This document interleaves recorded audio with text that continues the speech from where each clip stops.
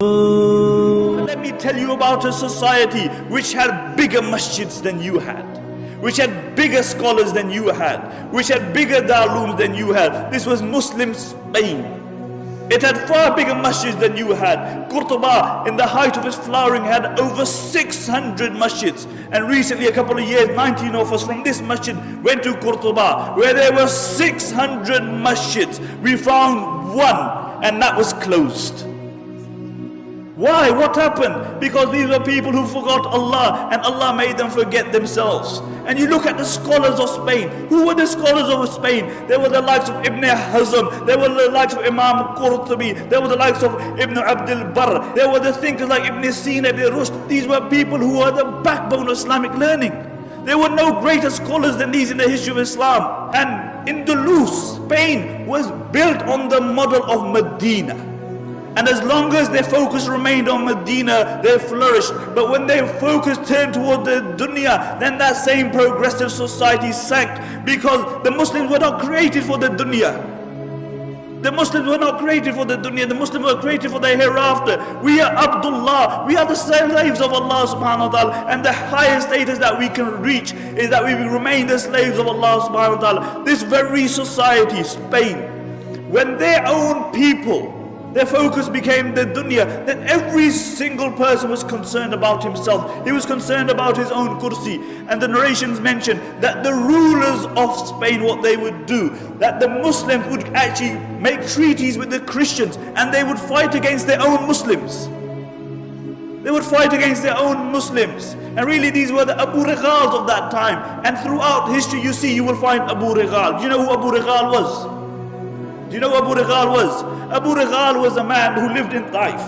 And when Abraha, the Yemeni Christian governor, came to destroy the Kaaba, Abu Righal told him, look, I'll show you where the Kaaba is as long as you give me a few pounds. So Abraha agreed. When Abu Righal reached the outskirts of Makkah, he died. And what the Arabs would do, they would pelt his grave with stones, because he was a man who was ready to sell his religion and his people for $1 and a dime.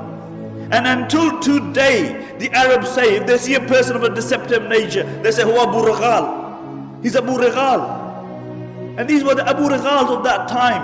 And one place after the other fell in Muslim Spain. One place after the other, until there was only one place left, and that was Granada. And Granada fell 50 years after the rest of Spain. Until Abu Muhammad, he drew a treaty with the Christians on the condition that he would allow them to take over, on the condition that they would not persecute the Muslims, that they would not forcefully convert the Muslims, that they would not remove the Muslims from their post. And when the Christians came in, the first thing they did, they reneged on their promise. And when they entered the Alhambra Palace, have you seen the Alhambra Palace? Wallahi, when you look at the Alhambra Palace, the eyes marvel at the architecture and artistry. It is an amazing palace, and throughout the palace you will see one word, La Ghaliba illallah. That dominance is only for the sake of Allah. Dominance is only for the sake of Allah. Where are those people who wrote La Ghaliba illallah? Where are those people? See, La Ghaliba, the engraving remained on the walls, but the reality of it was removed from their hearts. And the reality is that the Alhambra Palace, to a great degree, encompasses the decline of the Muslim Ummah, whilst the mud hut in which Umar ibn Khattab radiallahu anh lived embodies the spirit of Islam. And really, when these Christians, they walked into the Alhambra, they found the highest place that they could find, and they erected a crucifix there. And when Abu Muhammad saw this, he began to cry. He began to cry, and his mother rebuked him. She said, "Why are you crying like a woman when you couldn't defend it like a man?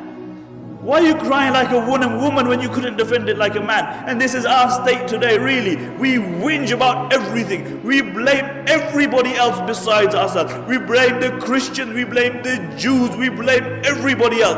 But it's one person we don't blame, it's us. We even blame time. The zamana yesaya. As the Arabic poet says, he said, "Na'ibu zamanana wal aibu fina wa ma li zamanina aibun siwana." He said, we find fault in time, but the reality is that the fault lies within us. And if there was any one fault in time,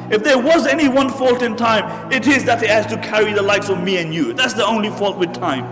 لا تكونوا كالذين نسوا الله فأنساهم أنفسهم. Do not be like those who forgot Allah and Allah made them forget themselves.